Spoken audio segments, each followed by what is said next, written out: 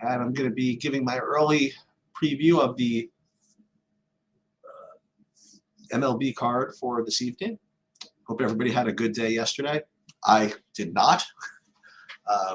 Whether it was the early slate or the late slate, I was had some very, very poor results. But as this being daily fantasy sports, it is a new day. So we're going to go through this. I'm going to pull up, again, I'm going to pull up my sheets, and we're going to do the same thing that we did, that we always do when I'm running the show here.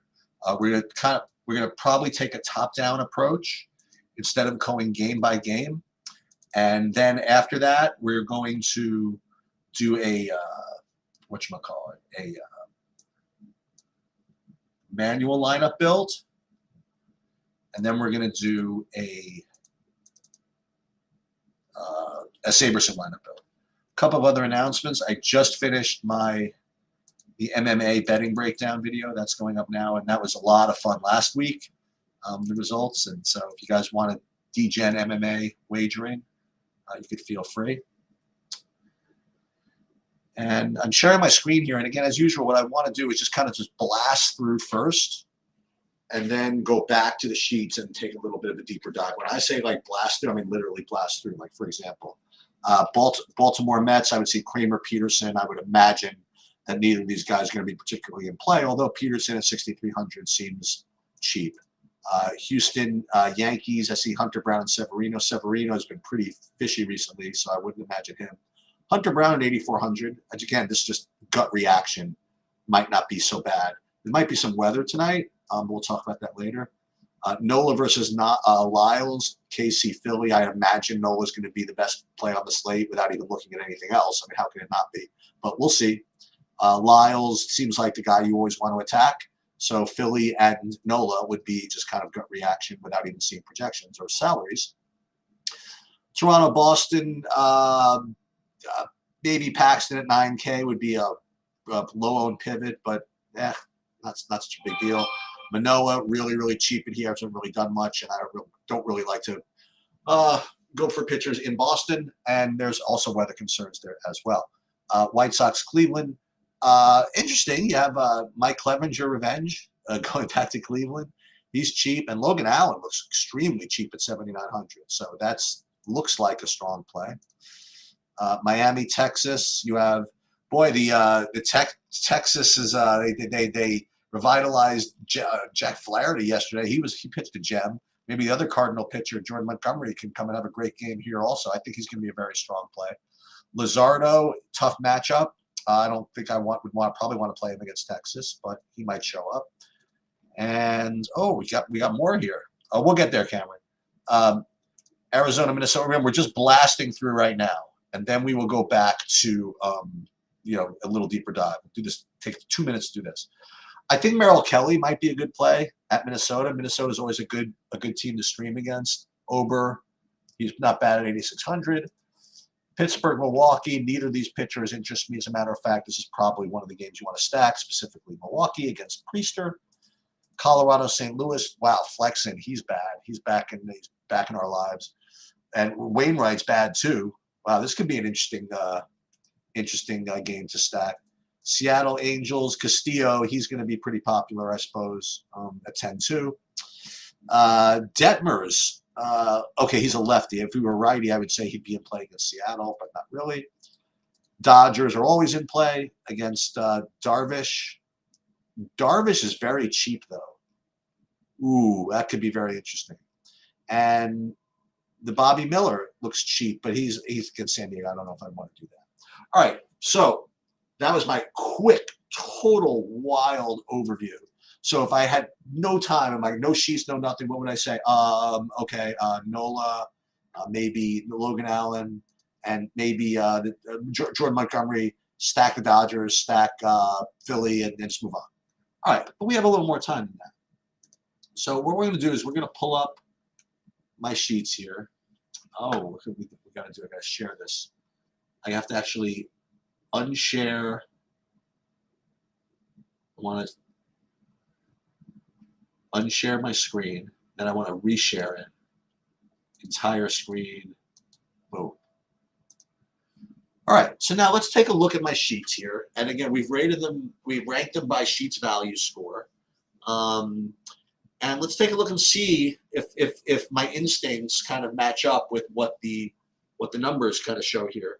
And the first thing I will notice, first of all, you mentioned the Cubs in Atlanta. Is that game? That's not on the main slate, right, Cameron? Yeah, I didn't take a look at that because it's not on the main slate. I apologize. I don't even know who's pitching, and I don't really have much of an opinion on the game. I mean, I don't have much of an edge in sports betting. If you want to know the truth, very rarely do I come up with a play in sports betting. I mean, if you want my opinion, I'll give it to you. But it's let's see what we have here. Let's see who's playing. MLB. I don't even know when they're playing. It's early. Oh, here it is. So Atlanta Braves at. All right, let's take a look. Max Fried against Kyle Hendricks. I don't know what's the spread. I'm really just is not my thing. I apologize. I really don't know. I don't know. Just your guess is literally as good as mine. I have no edge at all. All right, let me go back to the main slate. We're gonna put this up. We're gonna put my sheets up. I mean, I could do a showdown build if you wanted. Yeah, sorry, Cameron. I could lie and say I have an edge. I just don't. I'm sorry. Okay, Aaron Nola, Reed Detmers look like the two top plays, and it's interesting. I didn't think Detmers was going to show up so well against as a lefty against Seattle, so that's something to consider. But Nola looks like the best play, but not by too much. And then you have Merrill Kelly, who I suspected, and Hunter Brown, who I suspected, and Luis Castillo, not quite as good of a play as I thought. And then I'm seeing more of this Colin Ray stuff against Pittsburgh. And then Darvish, Montgomery. So the first thing I will notice is that it's pretty well bunched up here. Okay. So what I would say is that my approach would be to probably take some ownership discount. You know, like, and again, these ownership numbers are probably pretty bad. They're going to get better as the day goes on. But maybe even something like Bailey Ober or something like that. Like, I don't even have an ownership projection on Darvish, for example. You know, I'm sure he'll end up getting some ownership. But one thing about this slate is that I do think that it is pretty well spread out. So I still go back to my original thoughts: is Nola, Merrill Kelly. I kind of into the Jordan Montgomery thing, though. You know, the idea that something that a new pitching coach will help these guys out. I mean, Flaherty looked like a new man yesterday. So I do kind of like the Jordan Montgomery side here a little bit. All right, let's and then these other guys like Wainwright, no good. Boy, Logan Allen, no love. I thought Logan Allen would end up looking a little better. That sucks. Maybe I'll just say screw my projections and play some Logan Allen. How could that not be a good play? Logan Allen against the White Sox. I don't know. Yeah, I'll probably play a little Logan Allen anyway. I don't care. All right, let's look at the stats. We'll look at the hitting here. And the first thing I look at is kind of just gaze and see if anything would stand out just from looking. And the answer is not much. Like, I don't see like a whole bunch of guys from the same team in the top of my board, with the exception of maybe some Baltimore's. So it looks like, again, probably a decent amount of options. But I think what we should do is pull up my stacks page.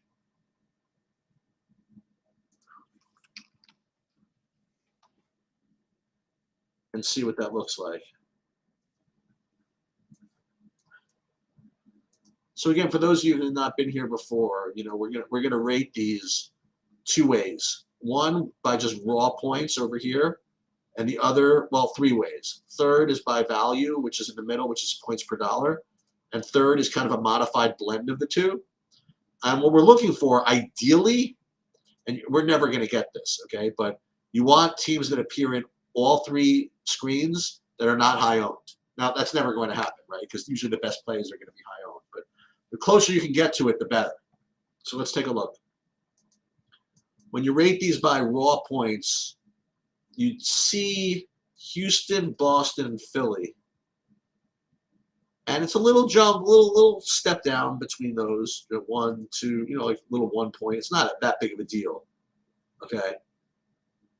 Before you get to this next group. So I would say that the top four, just as far as raw points, would be Houston, Boston, Philly, and St. Louis. Now, again, we're talking process here, right?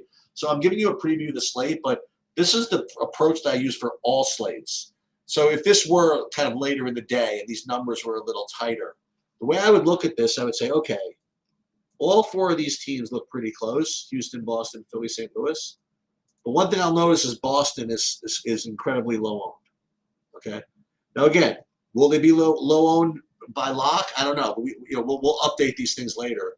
But this is the process that I use. So if I thought these numbers were going to be tight, and then the lock was in like 5 minutes, I think Boston would be my preferred option, because it's one of the top scorers with the least ownership.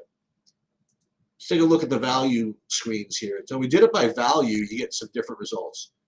You're getting Seattle, Baltimore, KC, Pittsburgh. Okay. Now, were any of those four in the previous four? No. The closest thing is Baltimore, which is very interesting because Baltimore, again, they're not quite as good as these others, but they're very, very low owned. And the fact they're showing up in some value pieces as well makes it a very interesting option. So before we even get to the modified screens, I'm going to say that Boston and Baltimore probably be my top two GPP stacks. So now we look at modified, and we'll see how it rates there. And you have teams that we've seen already before. Seattle, again, okay? Baltimore, Boston, once again. So I feel as though that these are the three teams that I'll probably want to play in GPPs. Seattle, Boston, and Baltimore.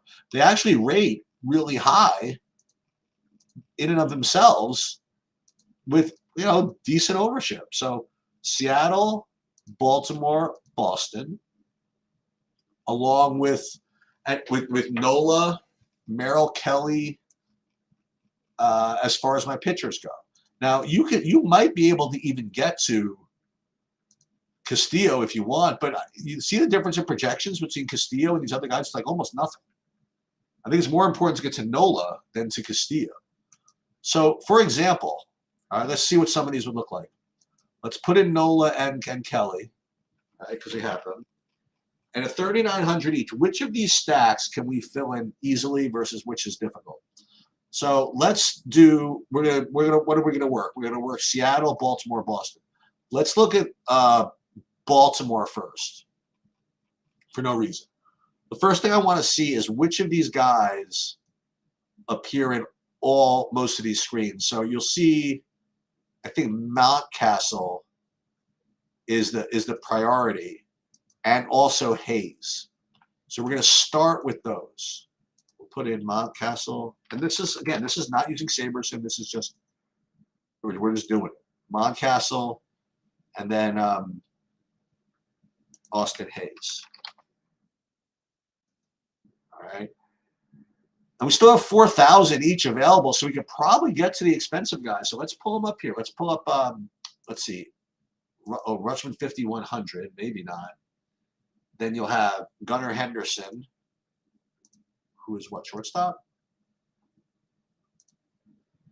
Gunnar Henderson, shortstop. And then there's Santander at 4,400. So you get a nice little five-man stack out of Baltimore with plenty of room to go. Okay, so you could totally do Baltimore with no problems.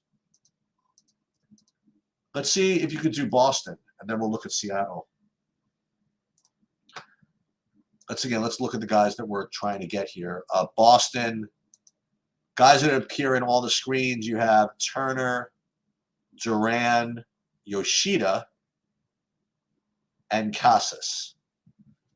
So let's just start with those.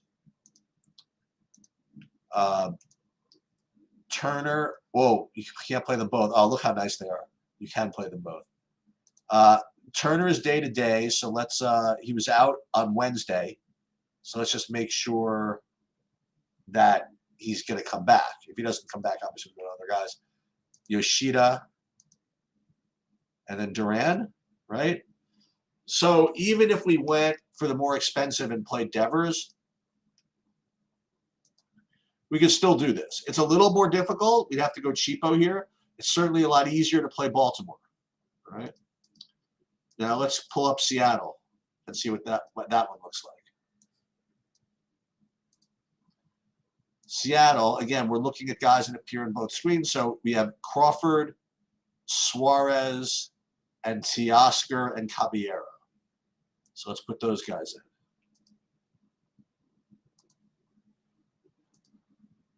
We have Caballero, Suarez. Oh, we got plenty of room here. Crawford, Teoscar, and we could definitely play Julio down at the schoolyard. All right, so there you go.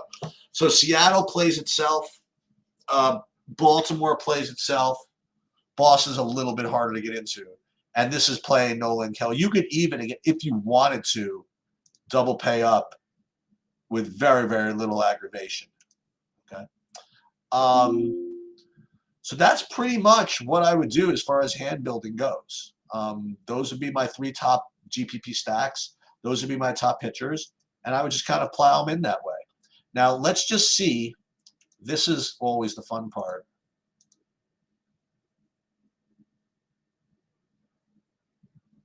Let's see what SaberSim would do. And Cameron, just for fun, you know what I want to do? I want to build a I'm going to build a showdown lineup. Maybe I'll play some showdown. Just because you got me into this Atlanta-Chicago game? Yeah, you know, we're going to do that. We have some fun. All right, but let's build here for DraftKings. And then I will look at FanDuel for a minute. We're going to upload the projections as they are now. Actually, yeah, let's do that.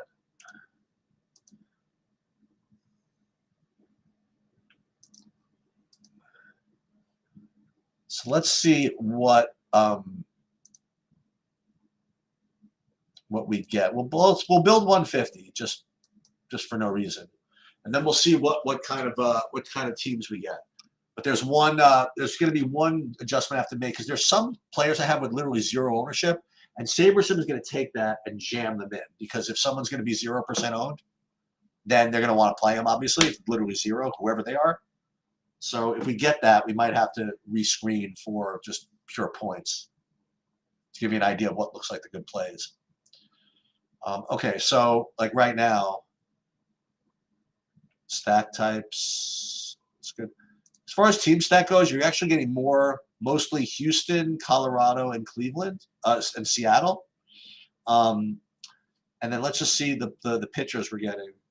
Nola, a bunch of Detmers, and Castillo. So it's not getting the same Baltimore-Boston glut as I am. It's getting more of the Houston, Colorado, and Seattle. Excuse me, Houston, Colorado. I want to just sort this by projected score. Yeah, same thing actually. So I'm gonna have to revisit it. Like the Colorado is interesting. Colorado and Houston. So these are the teams that I didn't come up with hand building that SaberSim is really jamming. So I'm going to use them. You know, I do trust the SaberSim algorithm to take my projections and make some stuff out of it. So this is actually the kind of slate where I would just kind of rely on these types of builds. You know, it's getting the guys I want. Okay, I'm not getting as much Boston as I expected, so maybe I'll manually put more Boston in. But overall, we're kind of in, the Saber Sim builds and my takes are kind of in lockstep, sort of. But again, it's early in the day. There's going to be lineup changes. There's going to be projection changes. There's going to be ownership changes. But this is my early look as far as DraftKings goes. With respect to FanDuel, let me just look real quick and see if there's any real difference. That's what I'll do for FanDuel. Then I'll run a showdown build for the boys, so to speak.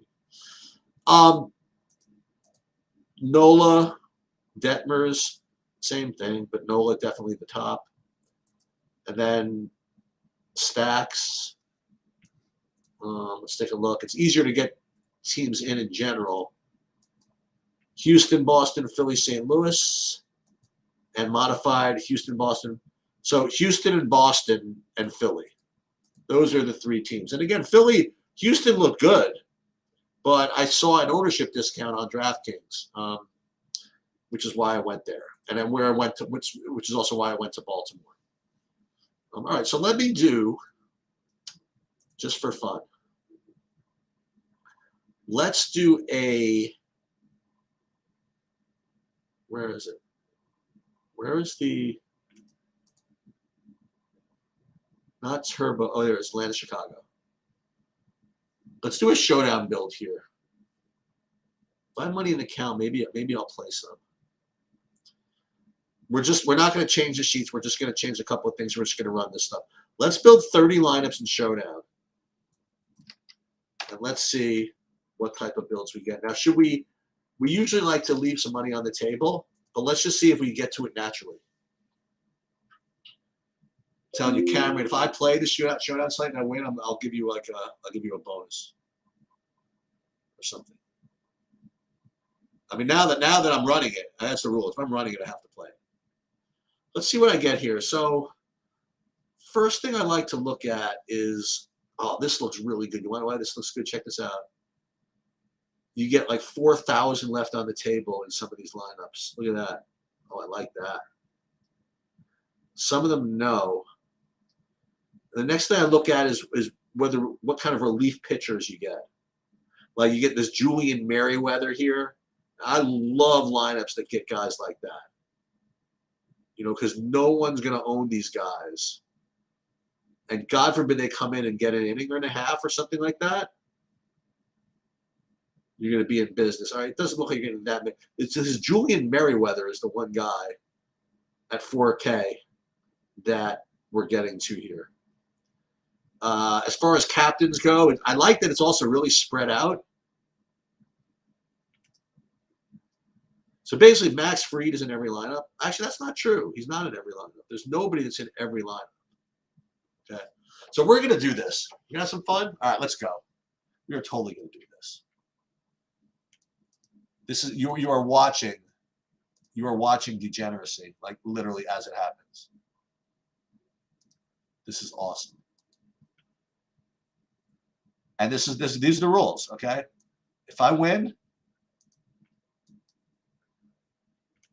Cameron Cotter gets something. I don't know what he's going to get, but he'll get something. And he didn't even want probably DFS to look. He just wanted to know who's going to win the game. But we're in. No problem, Jax. That should pretty much do it. The MMA betting breakdown is going to probably come up in the next 20 minutes, and I'm going to save this to the side as well.